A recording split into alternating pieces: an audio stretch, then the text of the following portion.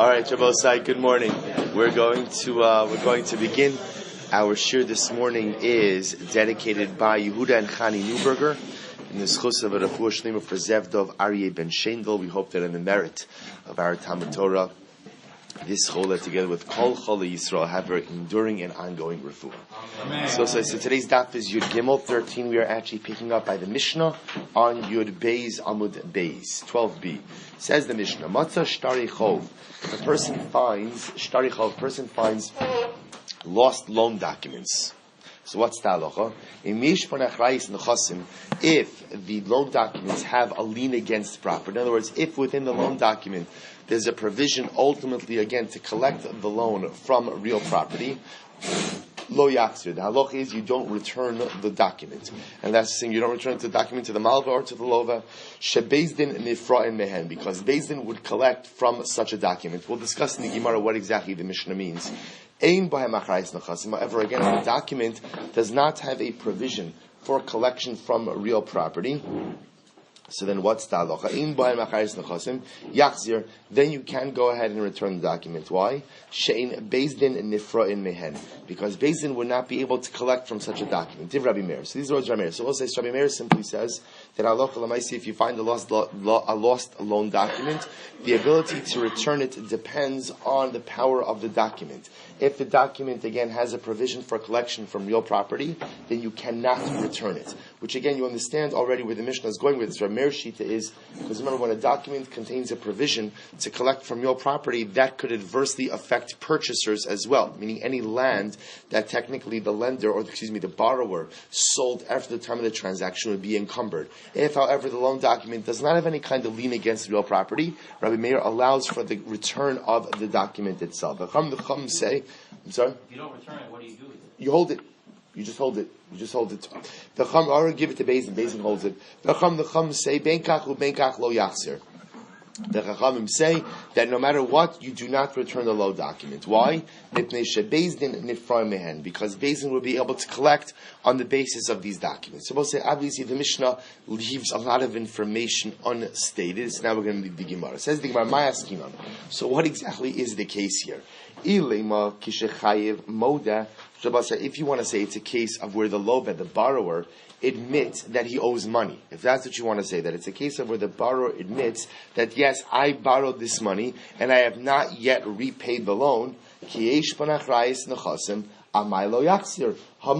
we'll say, even if the loan document has a provision ultimately for a lien against property, if the borrower is admitting that he owes the money and that he has not yet repaid the debt as stated in the document, then why can't you return the document?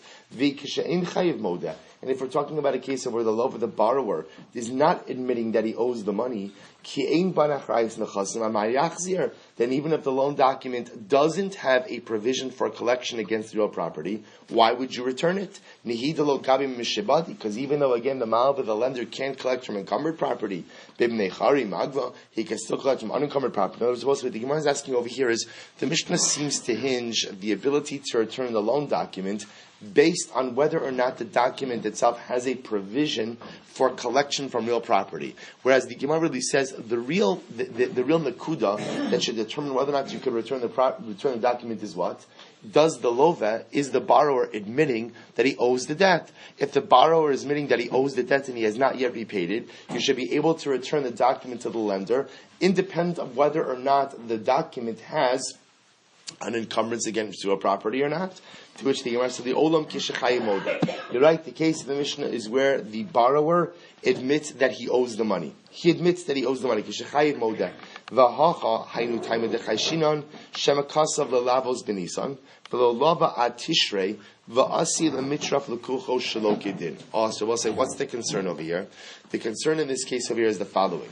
In this case, so again, remember, the document says Reuben lent Shimon $10,000. And what happens? And there is an encumbrance against real property. So in the event that Shimon cannot go ahead and pay back the debt, so Reuven could go ahead and collect from property. Now remember, that means even property that Reuven sold, property that Shimon sold after the date of the debt, could also be taken by the Malva, by Ruvain, for repayment of the debt. What's the concern over here? The concern over here is that the document is dated in Nisan. It's possible that they drafted the document in Nisan, but the actual transaction didn't take place until when? Until Tishrei. Now, I will say, we've learned already, we do not like to do shtaros like that. That's called a shtar muktam. We do not like to do it, although technically speaking, it works. Technically speaking, such a shtar like that is kosher. The problem that it poses for us is that technically the encumbrance does not really devolve upon the property until when? Until the date of the transaction. The problem over here is if you have a document that was dated in Nisan, but the transaction didn't actually take place until Tishrei, the encumbrance is not really in effect until Tishrei. But according to the document, it looks like that's in effect already as of Nisan. Therefore, if you go ahead and you return that document, you give the Malva, the lender, the ability to technically collect property as of Nisan, whereas he doesn't really have the right to collect it as of Tishrei. To which the Gemara says, Ihachi, if that's the case, Kol Shtari to Asla Kamal Necho Shleihachi. If that's the case, I don't understand. Why are you only worried about that in this case? You should be worried about that when? In every case. Then Lamaisa, why don't you say every single time a shtar comes before us, even when the shtar is dated in Nisan, how do you really know that the transaction took place in Nisan? Maybe it was dated for Nisan, but the transaction didn't take place until Tishrei. To which the Gemara says, Kol shtari lo rei, honey rei. This is actually a very interesting answer. The Gemara says, you know what? In general, so you don't assume something is wrong until something's wrong. In other words, that when a regular shtar comes before us, there's no reason for us to doubt what's stated. In this case over here, because we're dealing with a shtar that was lost, so that forces us to contemplate all different possibilities. Under normal circumstances, we don't have to contemplate all possibilities. Here, because we're dealing with a lost shtar, we have to contemplate all possibilities. But that which we learn, kosvin shtar lelova, fapishin mal ve'imos, was actually a very interesting halacha. We write a shtar for a borrower, even though the lender is not with him. L'chatchila, hechi kasinu. How can you do this? Right? How can you go out of say, now the Gemara is assuming over there what we're talking about is, I come to Bez and I say, listen, Ruvain's about to lend me $10,000. Do me a favor, draft the shtar. So the Gemara says, okay, we draft the shtar for a lova, for a borrower, even though the malva is not with him. So the Gemara says, how can you do that? Nechosh makasav lalavos benisav lalavat tishrei. If the malva is not there, why are we not concerned that if we write the shtar now in Nisan, that the loan is not actually going to take place until Tishrei? In other words, you should not go ahead and write any documents. You both say the reason why we're not so concerned about writing a document for a lova without the presence of the malva. See, we would never do the reverse, right? You would never write a document for a malva without the lova present, because then already we're setting someone up potentially for a disastrous situation. I'm not worried if the lova is coming along and saying, listen, I'm about to borrow money. He's writing a note of indebtedness upon himself. So that the Gemara says we're willing to write for him even without the presence of the malva. But says the Gemara, there's still another problem. The problem is, how do you know the loan's going to take place now? Maybe the loan's not going to take place for another couple of months, and you create an assumed encumbrance from the date of the debt, even though the real encumbrance doesn't take place till later. And I will say, in the event that the borrower defaults on the loan, the lender could then collect the debt from what date? From the date written in the shtar, in which case, again, which really is before the actual encumbrance of the debt. Ravasi says, top of Yud Gimel, Shtari Hakno. Oh, what are we talking about over here, a separate independent shtar, not the loan document, but rather, again, this is what we'll call, for lack of a better term, an encumbrance document.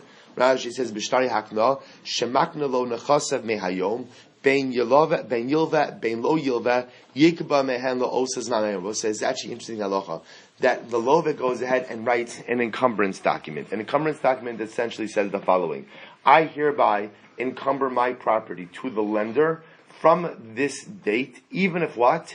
Even if the loan doesn't take place until a later date. Now, any borrower has that, meaning you can encumber your property at any point in time you want. This, by the way, this actually happens more often than you think, not in the realm of loan documents, but this happens often at weddings. How so? So, Minhag Yerushalayim is, they sign the ksuva underneath the chuppah in order to avoid any discrepancies of dates between when the chuppah is signed and when the chuppah occurs. But very often what happens is, as much as you try to time it, that the ksuva should be signed the same calendrical date as the chuppah. Sometimes it happens. It's been rumored to occur that weddings don't run on time. And sometimes you get to the chuppah and it's a different halachic date. So many poskim say it's a problem of a shtar mukdam. Essentially, again, the ksuva is dated for the 7th of Tishrei, but the weddings don't actually take place until the 8th of Tishrei. So at the end of the day, it's not really a problem. Why? Because a chassid is permitted to say, I am hereby mishabed my property to my wife to be from whatever date he wants. If he wants to create that shibud a week before his wedding, he can do that as well. Again, ideally we try to avoid it, but Lamais, that's the Gemara is describing over here. What are we talking about? We're talking about shtay hakna. We're talking about a document where the love, the borrower says, I am hereby mishabed my property, I hereby encumber my property to the malva. And he could go ahead, and whether the loan takes place today or whether the loan takes place in 3 months from now, I am hereby committing myself to create the shibud, to create the lien on my property as of today. If that's the case, so we'll say if that's the case, then how do we understand the Mishnah? Because the Mishnah says, according to Rabbi Meir, that if the document has a lien against property and you find a lost loan document, you can't return it. Vokimna, now we've set it up, kishechayiv moda. We've now set it up, Rabbi say, as a case of where the loan of the borrower admits that he owes the lender money. Umishum shema kasav l'lavos b'nisan v'lo at tishrei v'asi the mitzvah l'kucho shelo kedin. And we said in the Mishnah that the reason you can't go ahead and return the lost loan document is why? Because we're concerned that the malveh may come to go ahead and collect encumbered properties as on a date or based on a date earlier than the date of the actual loan transaction. But if that's the case, amai lo yachzir nachzi ibishtar hakna hashabed le nafshei. So listen to this. Okay, says the Gemara. Let's analyze this. If we're talking about a shtar hakna, we'll say so. A shtar hakna essentially is an encumbrance document. So if we're talking about an encumbrance document, we just said before that lamaisa, the borrower has the right to encumber his property whenever he wants. So who cares when the loan took place? We just look at the date of the encumbrance document. If it's not an encumbrance document, but rather it's a real loan document, there also shouldn't be a problem. Why? There's no concern that the malva will come to collect property from the lekuchos, from the purchasers, at a date earlier than the transaction. Why? The amrit kileka malva bahadei lo kasinan. Because Rabbi said we don't write loan documents without the presence of the malva, without the presence of the lender. In other words, we'll write the shtar hakna, we'll write an encumbrance document without the presence of the lender, but we will not write an actual loan document without the presence of the lender. Which means that what? If it's a real loan document, who was present? Who was present? The lender, which means that the actual loan took place on that date, in which case the date written in the shtar is the actual date of the encumbrance. To which the Gemara says, Ravasi, Afagav dishtari delav hakna kilaka malva ba'adei lo kasvinan. So Ravasi says, you're right. Even though under normal circumstances, regular loan documents, we will not write without the presence of the lender. Masnisin kevan denafal Israel. We'll say our Mishnah is dealing with the case of a lost shtar, and therefore because of that, again, the situation has been compromised. V'chayshinan dilma ikri v'kasav. And we are choshesh that perhaps this case is an aberration, and maybe in this situation they did write the loan document without the presence of the malva. As well say, what is the Gemara saying? And this is an incredible idea. What the Gemara is essentially saying is, under normal circumstances, we operate with a certain set of assumptions. What are the certain set of assumptions? That Lamaisa, again, no one writes a loan document without the presence of who?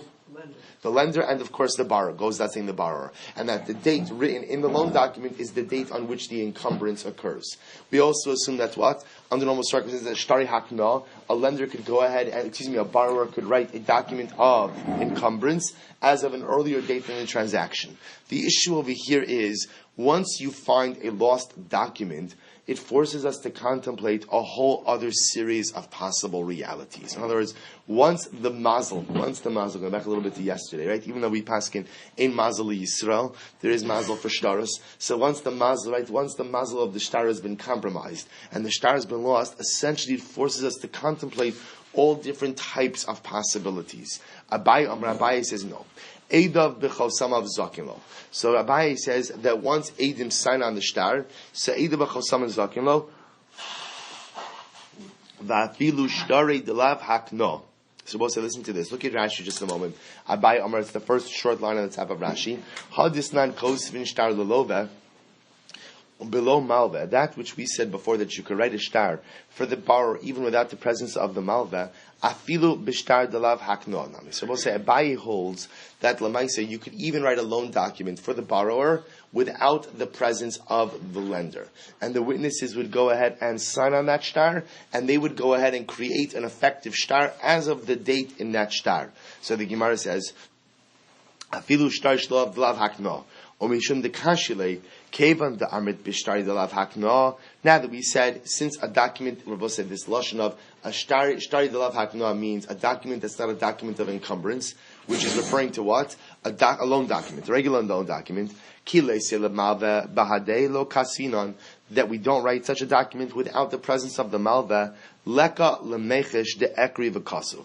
There is no concern that perhaps this loan document was written without the presence of the malva. Elahad disnan, that which we learned.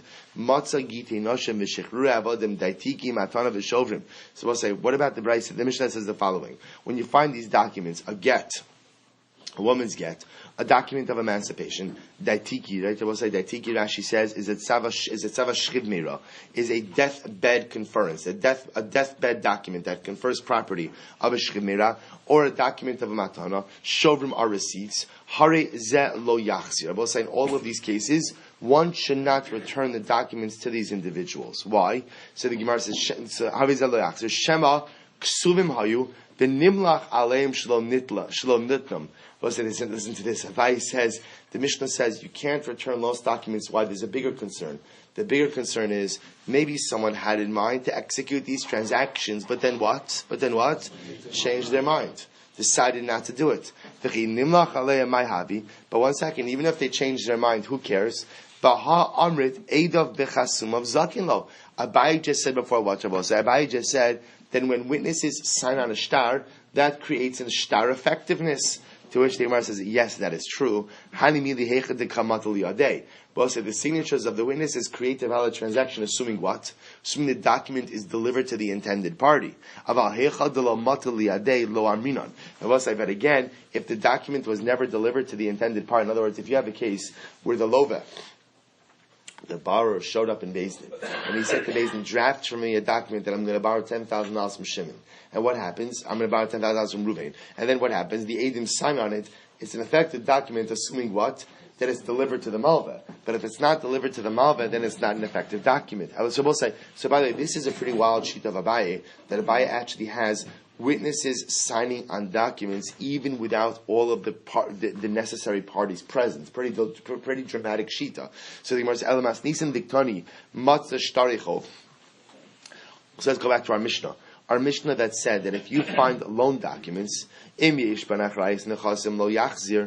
the Mishnah said, if the document has an encumbrance against property in it, you should not go ahead and return the documents. Now let's analyze this. We've set up the case of Bose as a case of where the lovat, the borrower, admits that he owes the money, the transaction occurred. So we'll say we're concerned that what? What we're concerned about in the Mishnah is, since there's an encumbrance against property, the document states that the loan took place when? In Nisan. But it's possible that what? That the actual loan itself, the transfer of funds, didn't take place until when? Until Tishrei. Now what's our concern? Our concern is then the document essentially creates a false encumbrance as of Nisan, when in fact the encumbrance should not really take place until the transfer of funds, which occurred in Tishrei. To which the Gemara says, Bishlam al Ravasi. So according to Ravasi, this makes sense. Domer Bishtari Aknaisa, Mukile Bishtari Delav Aknaisa. So according to Ravasi, I will say, who holds that this would work out fine for a document of encumbrance. Because for an encumbrance document, the date in the document is the date in which the encumbrance is executed. So Rav Asi would set up our Mishnah as talking about a loan document. And Rav say that's why according to Rav Asi it makes sense.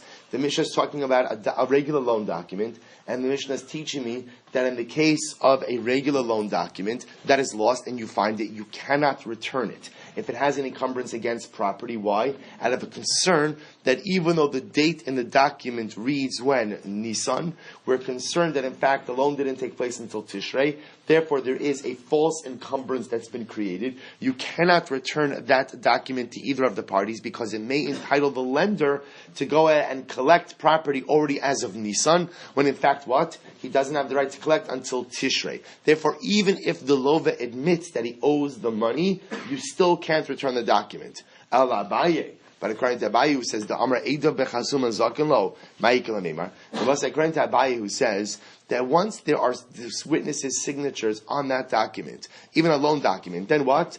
We believe that document as is stated. So if if it's dated in Nisan, then guess what?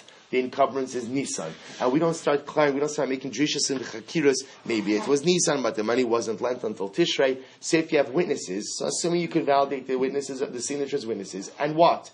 And the law of the borrower admits that the transaction actually occurred, then what should be the halacha? You should return the document ultimately to the lender and let him go and collect his debt. To which the Gemara says, Abaye will say, Mas Nisan Haynu Taima. Oh, so Abaye will say, I'll tell you what the problem in the Mishnah is. The chayesh lepiron. So what's what Abaye is concerned about is the following. Abaye is concerned, maybe what happened was the following. Yes, Reuven lent Shimon $10,000. And what happened? Shimon went ahead, and paid back the debt. So let's remember again, who gets the document once the debt has been repaid? Who gets the document? The borrower, right? The lova gets the debt. Maybe he lost the document, and what happens? Now we're concerned that there's collusion between the lender and the borrower. We'll say, what's the collusion? The collusion is if they both agree on the same storyline, which is, let them both agree, the loan has not yet been paid. The borrower is going to claim that he has no money. What will that allow the lender to do?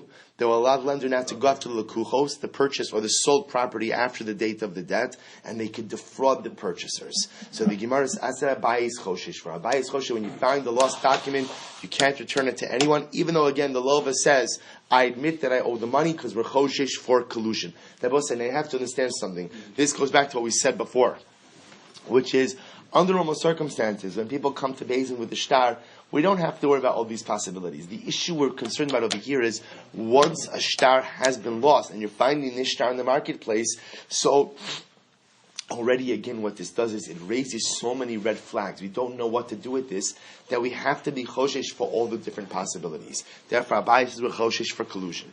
But according to Shmuel, who says that we're not choshesh for this type of collusion, so what is there to say? How do you understand the Mishnah?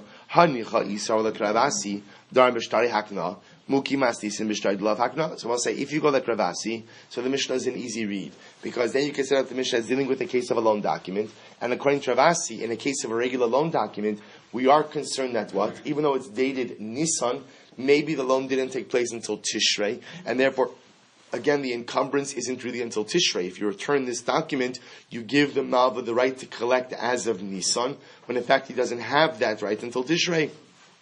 The Gemara says, "Ella Isavar Kabayi Tamar Ita Bechasum Zagalo Ma'ikel Meimar." But if you hold like Kabayi, essentially, it says Rabbi said that if there are valid witnesses signed on that shtar, then guess what? That shtar is good to go, and you should be able to collect with it, especially in a case where what? Where the lova is moda. So why can't you return the shtar? To which the Gemara says, "Ma'ikel Meimar Shmuel Muki Lamas Nisin."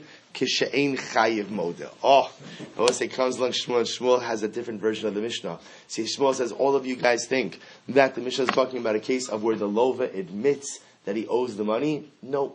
This is talking about a case where the lova is saying, it was my document. It was my document. I went ahead and lost it. The debt was already repaid. I don't owe any money. To which the Gemara says, if that's the case, Rabbi said, then why does Rabbi Meir in the Mishnah say that if the debt doesn't have a lien against property, you can return it? After all, even though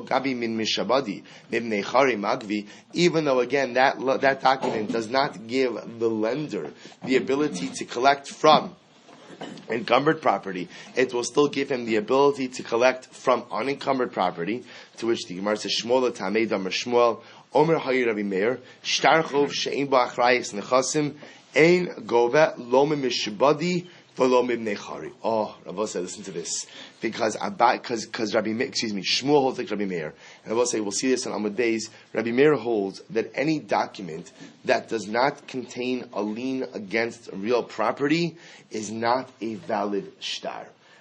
So according to Rabbi Meir, and we'll see this Rashi, we'll see this on Amud Beis, Rabbi Meir holds, again, a loan document is only effective if it has a lien against real property. If it doesn't have a lien against real property, then Lamaisa, again, it's like a milva al peh, it's like an oral transaction. So the Gemara says, V'chimi achar shena gova amayachzir. So what you're telling me is, therefore, if a loan document does not have a lien against real property, then it's not really a loan document. If that's the case, then why would you return it to the malva? What good is that document? Amar Rab Nasan bar Oshia, latzur al pit sluchis shal malva. No, it serves a purpose. What's the purpose it serves? It's a bottle stopper. You could go ahead and you could use the document, you could use the parchment to go ahead and put around your bottle. So in other words, it has a purpose. To which the Gemara says, if that's the case, if that's the case, then why don't you give it back to the lender, to the borrower, let him use it as a bottle stopper. To which the Gemara says, no. Lova hu da amar, it's the lova who says, Amud Beis, da amar lo hayu dvar me'olam. And we'll say, according to you're not going to give it back to the lova. Why? Because the lova is the one who is claiming what? This transaction never occurred. So why in a million? If the lova is claiming that the transaction never occurred, then why in a million years would you ever give it back to the lova? In fact, what we'll do is we'll give it back to the malva, even though again it's not effective as the shtar. It does make for a nice housewarming gift, right? You can go ahead and you can use it as a bottle stopper, and it has some function. Amar Rabbi Elazar, machlokes b'shein chayiv moda. So let's listen to this. Now Rabbi Elazar comes along and says, the machlokes in the Mishnah is only in a case of where the lova b'shein chayiv lova, shein chayiv moda, where the lova does not admit that he owes the loan. Rabbi Meir holds shtar shein ba'achrayis nechasim ein agova lo mishvad lo mnei. Because Rabbi Meir is of the opinion that a shtar that does not have achrayis, right, a shtar that is not backed up with a lien against real property, so is essentially unusable to collect from anything. As Rabbi says, Rabbi Meir's shita. You cannot, if a shtar doesn't have a lien against real property, it's an ineffective shtar. Look at the top Rashi. Im go v'lo minchasim mishvad lo minchasim nechorin. Im ein halo v'moda d'shtara d'lo shibeit b'nechasim lav shtarahu. Suppose that this is a dramatic sheet of Rabbi Meir.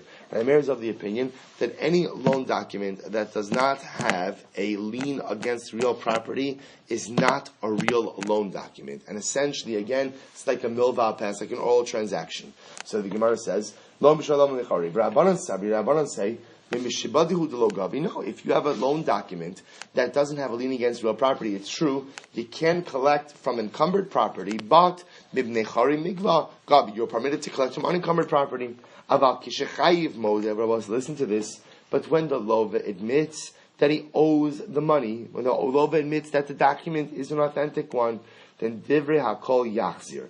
Then everyone agrees that what? Everyone agrees that you give back the loan document to the malva, to the lender, and again, we're not choshesh for any kind of collusion. So we'll say, this is the shita of Rabbi Elazar.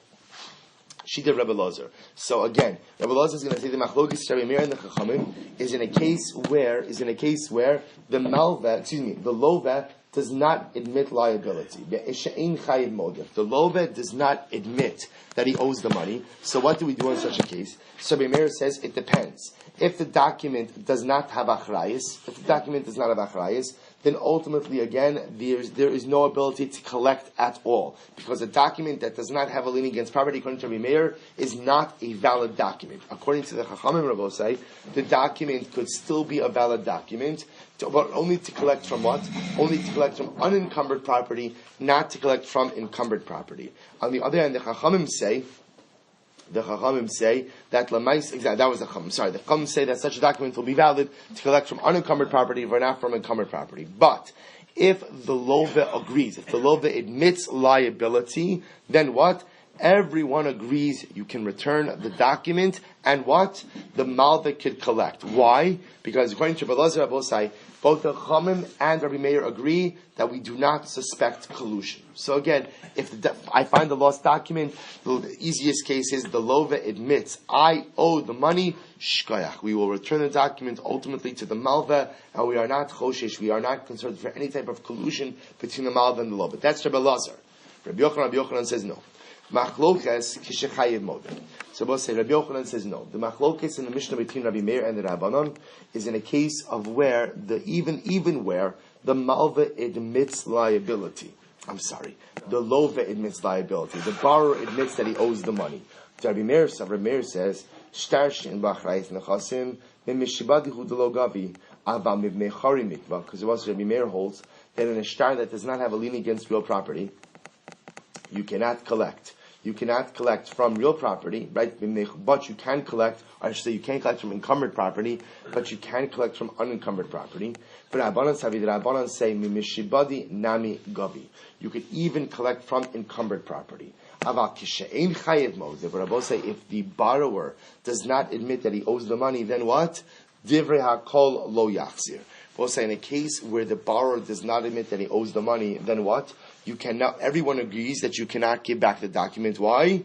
Because Rabbi say we are choshesh that what? That the debt has already been repaid. So Rabbi say, so again, fundamental machlokes in Rabbi Elazar, bless you, Rabbi Elazar and Rabbi Yochanan, as to how to interpret the machlokes between Rabbi Meir and the Chachamim in the Mishnah. So Rabbi say now says the Gemara the following: Tanya Kavasi Rabbi Yochanan. V'tiyufta d'Rabbi Elazar b'chada, v'tiyufta d'Shmuel b'tarti. So both say there is a brisa that supports Rabbi Yochanan's version, and this brisa that supports Rabbi Yochanan refutes Rabbi Elazar on one account, and refutes Shmuel on two accounts. So let's go through the brisa. What's the brisa? Matesh tarichov. Say if a person, I go ahead and I find a loan document, v'yesh panachrayis nechasim, and the loan document has a lien against real property. Both say, listen to this. Even though both the Malva and the Lova agree that the loan is still outstanding, you may not go ahead and return the loan document neither to the Malva nor to the Lova. However, again, the logic by that seems to be because we're choshesh for kinunya, we're choshesh for some type of collusion, and we're nervous that the Malva and Lova together are going to defraud the purchasers of the property. So it says the Gemara Lolas, but if at the end of the day, again, the document has no lien against real property, bisman sha'alove moda, if the borrower admits that he owes the money, yachzir l'malva. So we'll say, remember, if the document does not have a lien against real property, then there's only one person who is put at a disadvantage by the document, and that's who? The borrower, right? And therefore, again, it's a 50-50, right? And therefore, as we'll say, let me explain that. Because remember, again, if the document has no lien against real property, and the Lova admits, I can't remember, I should have said this part, the borrower admits that he right, I'm sorry, it was my bad. And the borrower admits that he owes the money, there's no downside to going ahead and returning the document to the lender. Why? Because the only person the lender has the ability to collect from is who? Borrower. Good. Right? Is the borrower. Right? Why? Because remember, there's no lien against any other property. So essentially, the Gemara is saying over here is like this. So again, if the document has no lien against real property, and the borrower admits that he owes the money, says the Gemara, give the document back to the lender. Because the lender's ability to collect is limited to the borrower. There's no lien against real property. The borrower is admitting that he owes the money. Give him back the document. To which the Gemara but if the borrower does not admit that he owes the money, then you can't give the document back to the borrower, nor can you give the document back to the lender. These words are Rabbi Meir. Shahai Rabbi Meir, because Rabbi Meir says, shtar, she changes it over here to shtarichov. Shtarichov sheish ben achrayis nechasim. Because any type of loan document that has a lien against real property, govem and nechasim mishubadim. You could collect from encumbered property. V'she'ein ba achrayis nechasim. And if there is no lien against real property, govem and nechasim b'nei chorin. You could collect from unencumbered property. Therefore, I will say, shitas Rabbi Meir is Shittas Rabbi Meir is that if the document has a lien against real property, you cannot go ahead and give it back to anyone. Now, we'll say that's even though the Malva and the Lova both admit that the loan is still outstanding, you still can't go ahead and give it back. Why?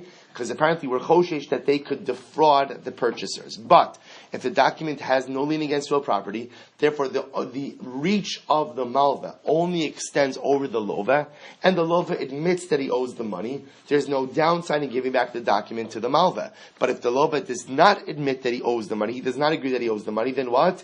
You can't give back the document to either one of them. Chacham say, echad zeh ve'echad zeh, govem and echasim mishubadim. And we'll say that the Chachamim say, essentially what we will see is, the Chachamim will say that pretty much every loan document, by definition, comes with a lien against real property. To Yufta Rabbi Elazar bechada. So we'll say ultimately again, this refutes Rabbi Elazar on one count. The Amar, because Rabbi Elazar says, Le Rabbi Meir, that according to Rabbi Meir, shtar she'en bo achrayis nechasim, Eino gova menechasim mishubadim, v'lo menechasim b'nechorin. Because according to Rabbi Elazar said that Shittas Rabbi Meir is that when you have a document that does not have a lien against real property, then what? You can't collect from real property, nor can you collect from unencumbered property. V'cha'amar, and yet it just said before in the Brisa, Bein Rabbi Meir, Bein Rabbanon, Lo Chayshinon L'Kinunya. That ultimately, again, both according to Rabbi Meir and the Rabbanon, we are not choshesh for collusion. And therefore, according to Rabbi Meir, Rabbi say, in a case of where the document does not have an achrayis nechasim, does not have a lien against real property, and the Malva agrees that what? The Lova agrees, or the Lova admits that he borrowed the money, that you can go ahead and return the loan document. Ubraisa katani, and yet the Braisa said, shtar she'in bo achrayis nechasim, that Rabbi said, if you have a document that does not have a lien against real property, mimishibadin hu delo gavi, habib nechore migva. You can collect from real property, Rabbi say, but you can't go ahead and collect from unencumbered property. Vekatani, and we said, bein Rabbi Meir, bein Rabbanon, kaishinon l'kinunya. That both according to Rabbi Meir and the Rabbanon, we are choshesh for collusion. Diktani af api sheshnei modim, lo yachzir lo lazeh, v'lo lazeh. Because also we said that even though both agree, we will not go ahead and return the document to either one. Alma chayshina l'kinunya. Therefore we see that what? We are choshesh ultimately again for collusion between the parties. So we'll say, so we see that this is a refutation ultimately again according to Rabbi Elazar, because Rabbi Elazar was the one who said that Lamais again we are not choshesh for kinunya for collusion, yet we see from here we are choshesh for collusion. So we'll say just a few more lines. I v'hatani tarti. Rabbi say here's the issue. You said before that this is one refutation according to Rabbi Elazar, but in fact again it's actually two refutations of Shittas Rabbi Elazar. How so? Because we'll say we just refuted him on two levels. Number one, that we just said that you can't go ahead and collect a mishtar that doesn't have achrayis nechasim. Right? Rabbi Elazar was the one who said that you can't, according to Rabbi Meir, you can't collect a mishtar that does not have an encumbrance against real property. And yet here you see that even according to Rabbi Meir, you can collect a mishtar that does not have achrayis nechasim. And number two, Rabbi Elazar, you wanted to say that we are choshesh for kinunya, for collusion. And yet here we see that you're not choshesh for collusion. To which the Gemara says, so the Gemara says, top of Yudalid. So chada hu dichad tamhu. So in reality, yes, it's two refutations, but both the refutations stem from the same reason. Look at Rashi for just a moment. Umeshani chad hu dichad tamahu. To which the Gemara says, Ta'am echad his kiko Rabbi Elazar lomar et shteihem.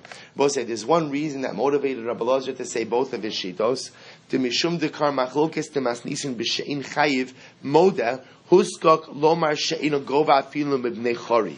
The chayvan dotzrach l'sayim. So actually the seal in the Gemara. The Gemara says chaduhu techad tamhu. The mishum dekar Rabbi Elazar machlokes b'shein chayiv moda. So we'll say since Rabbi Elazar was forced to set up the Mishnah as dealing with a case of where what the lova is not moda, the lova does not admit the debt. Therefore, again, so Kevan Kamar Rabbi Elazar Machlokes B'Shein Chayiv Modahu Hu Metari Tachi. So both say, so essentially the Gemara says like this: because Rabbi Elazar has to set up the Mishnah as dealing with a case of where the lova does not admit to the debt, that by definition formulates his positions in the other two areas as well. So even though we said before that Rabbi Elazar is only refuted on one level, really the manifestation of the refutation is in two different areas, namely, in the case of ultimately, again, even a shtar that doesn't have achrayas, ultimately, again, it's still going to be usable for collection, and number two, that we are not choshesh for kinunya, but both of those positions stem from the way Rabbi Elazar goes in and sets up the Mishnah,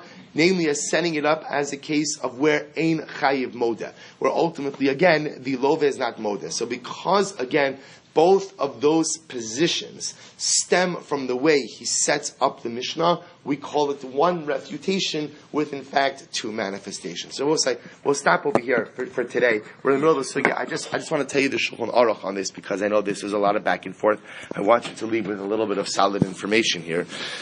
So the Shulchan Aruch paskins, this is in Choshen Mishpat Simin Samechei, Halacha Vav.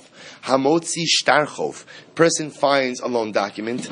Af api sheyesh bo ne'amanos, va'afilu hu toch zmano, va'afilu ein bo achrayis, v'lo ve'moda. So we'll say, if I find the shtarchov, even though what? Right? I believe the parties involved. And it's within the duration of the actual loan document. And there is no achrayis nechasim. Now, the chap of no achrayis nechasim means what?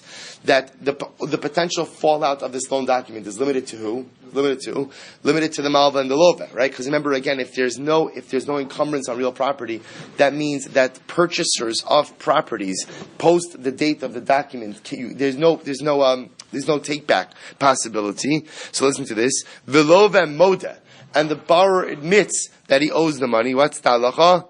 Lo yachzir. And we'll say we do not return lost loan documents. Now, what that just does is we go ahead and we just go into a holding pattern. Why? The chayshinon lepiraon ulekinunya. Because I will say what we are choshesh for ultimately again is collusion. We're choshesh for collusion. Va'afilu amar halove o hamalva nekev yeshbo b'tzad os ploni. And I will say even if the malva or the lova are able to identify the shtar, right? There's a hole in the dalit on the top of the dalit on the fourth line. So meaning they're able to identify in a way where it's clearly their shtar.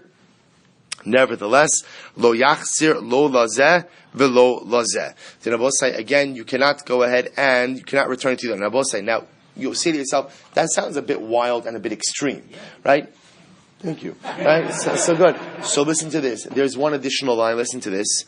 V'mefurash b'shtar behedya she'eno chayev ba'achrayis. So the motivation for this halacha, just so you understand, is because, in general, every single loan document, even if it's not written in it, has a lien against real property. So said this is interesting thing. When you lend someone money, there is an automatic lien against their property, against the borrower's property. So in essence, Rabbi say, every single document, even if it doesn't have a stated achrayis nechasim, has an achrayis nechasim. So even, for example, if the lova says, you know what, I have outstanding monies, I admit I owe the money, I'm going to repay it from my own monies, we don't have to go after any of the purchasers, we don't believe them. And we're choshesh for collusion, and we're choshesh they're going to find a way to defraud the purchasers. But watch this. V'mefurash b'shtar behedya she'eno chayev ba'achrayis.